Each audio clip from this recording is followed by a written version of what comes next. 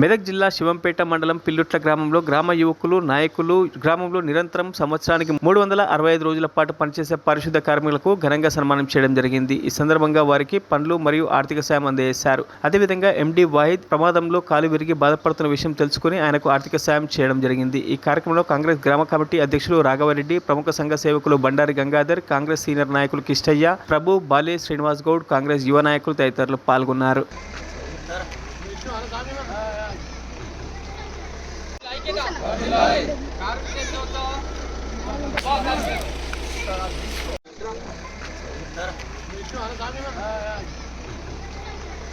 మరిన్ని అప్డేట్స్ కోసం మా ఛానల్ని సబ్స్క్రైబ్ చేయండి.